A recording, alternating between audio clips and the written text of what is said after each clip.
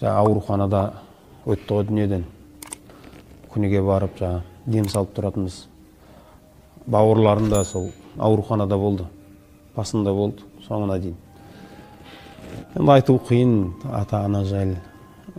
Дүниеден өткен, ауылдан шыққан кездері, анамыз қолымызда болды ғой енді. Інім бар, сол екі үйде кезектесіп, балдарымыз апасына таласатын. Сонда бір күн онда, бір күн мұнда таласып жүретін ғой. Анамызды қыдыртатынбыз. Көлікпен бала шағамызбен бірге қыдырып тұратын. Сол бір күні шам намазының уақытында інім менің көлігіммен сол бала шағамызбен бірге анамызды қалаға қыдыртатын болыпты. Жаяу мешітке қарай бара жаттым. Көшеде үлкен жолға жақындап қалғам. Артыма бір қарағанымда анамыз үйден шығып келе жатыр екен де. Көлікке қарай.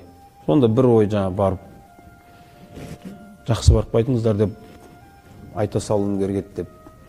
Бірақ Алланың құдіреті сол жерде бір шайтан азғырды деп айтайыншы енді. Қазір келесің ғой, не болмаса, ол кісі қайттан келеді ғой деген сияқты. Жалпы бармадым ғой. Сол қарап тұрдым, көлікке келіп отырды. Мен бұрылдым да мешітке қарай кете бердім. Осы сапар анамыздың ауылдан шығып бара жатқан ең соңғы сапар еді. Соны білмедім. Алла Тағала ондай нәрселерді білдірмейді ғой енді. Бізде көп адамдар ата-анасының қадірін білмейміз ғой тірі күніне. Өткеннен кейін айтып жатамыз. Өткенде бұлай болар еді, мынандай істегенде мынандай болар еді деп айтып жатамыз ғой. Бәрі әшейін сөз. Тірі күнінде қадірін білмейміз ғой. Қазір мен айтамын, сол кезде білгенімде ғой сол анамның соңғы сапар екен. Мүмкін мешітке бармай-ақ барып, аяғынан сүйіп, қолынан сүйіп, шарп салған болар ма едің? Бұны бәріміз айтамыз.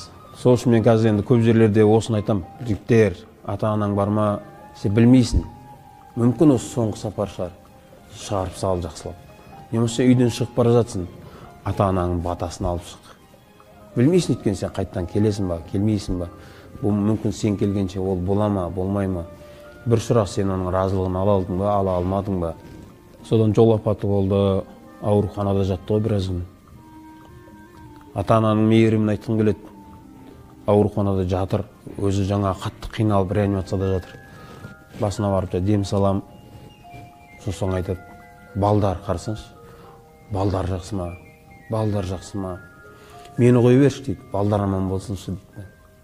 Алланың құдіреті бүйтеді, басына барып отырсаң, жарқын терезеде айран тұр, квас тұр, ішіп алшы дейді. Шығып кеткеннен кейін айтады екен, ауруханадан шығам, қасында әпкелеріміз қарап отырады, звондап, жарқын, не жерде кішкене нан бар. Әркіммен дәрі нәрсе алып келеді ғой. Соны мамаң үйге алып, балдарға алып барсыншы деп жатыр деп ше.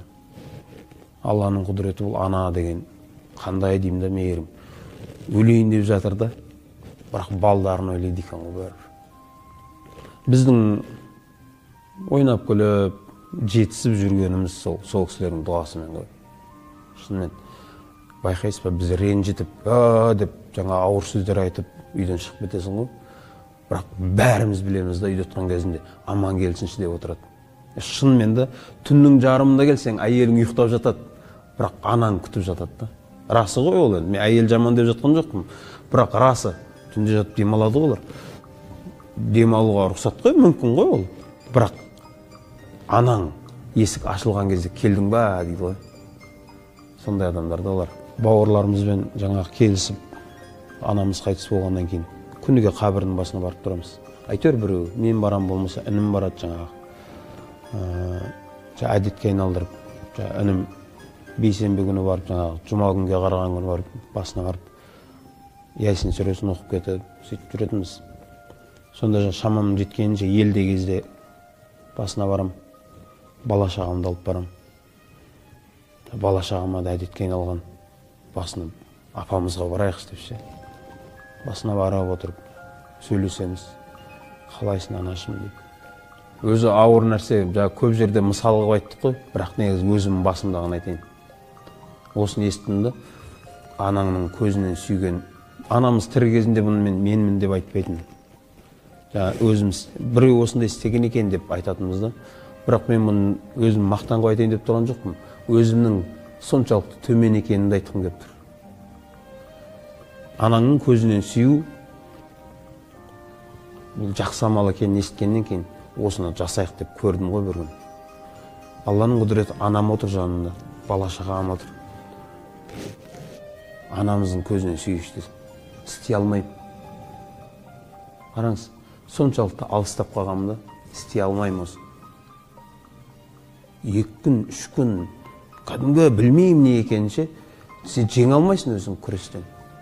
Просто анаңа барып, жай, анашым деп құшақтауға сен бір нәрсе жібермейді.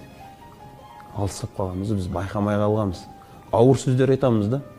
Осылай өз-өзімізді үлкен кісі сияқты болып кеткенімізді айта алмай қалғанбыз. Диванда отыр, жанына отырдым, балдарымызбен. Бір өз тақырып болды да, бірақ күніге отырған кезде осыны ойлап отырам.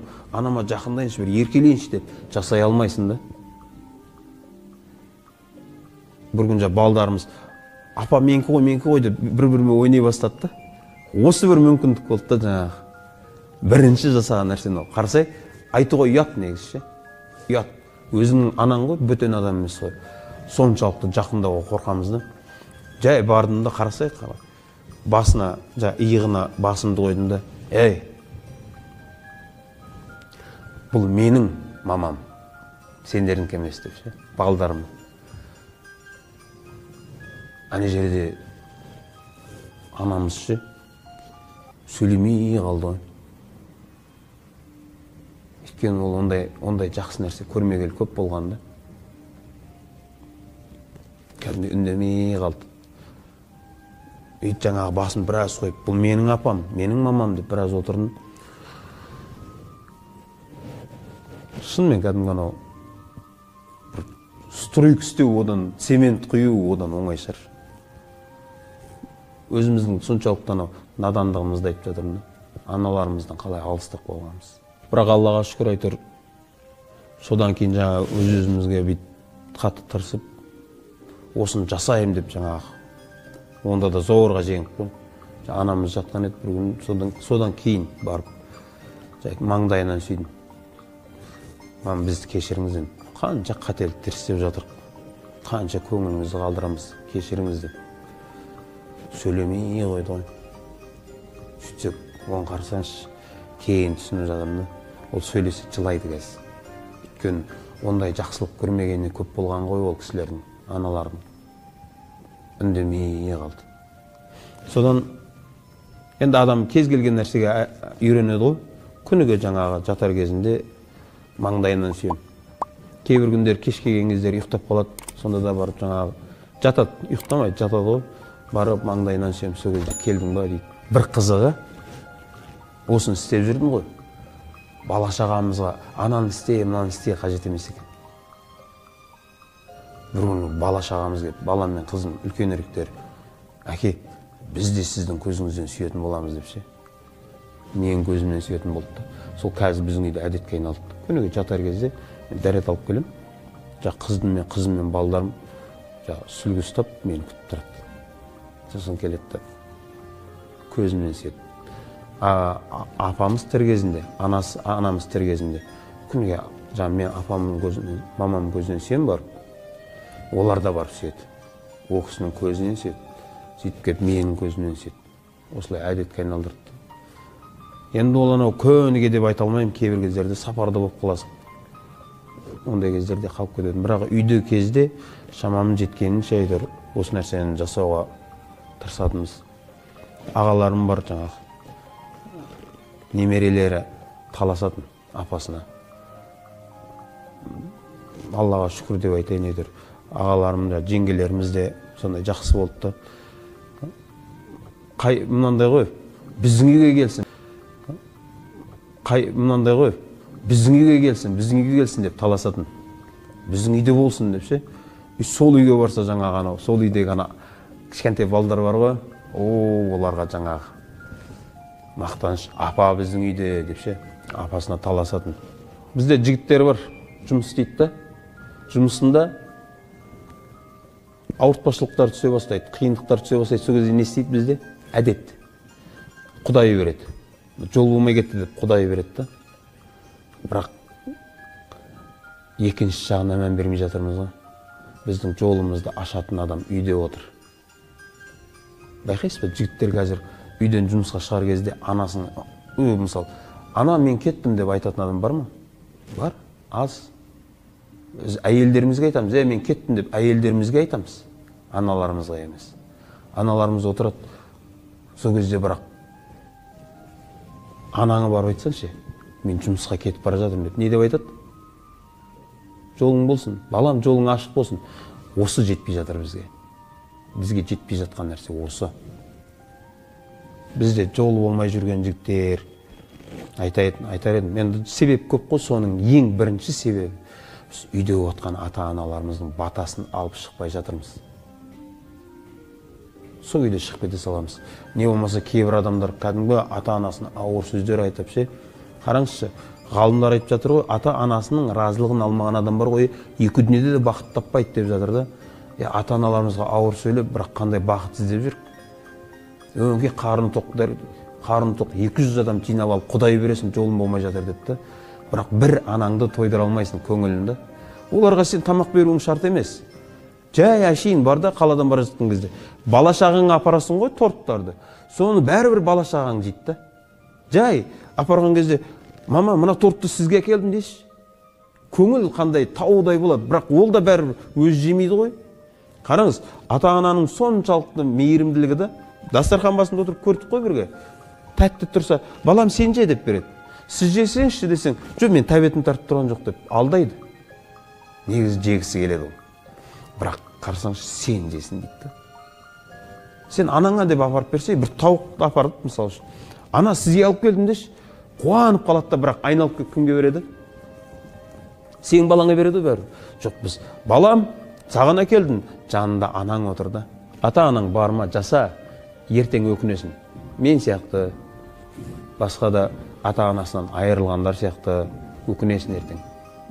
Бір жақсылық істеген шәсін, неге екеуі жасамадым деп өкінесің.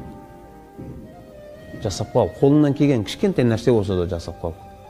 Ал енді ата-анасы дүниеден өткендер болатын болса, оларға жақсылық жасау әлде де кеш емес.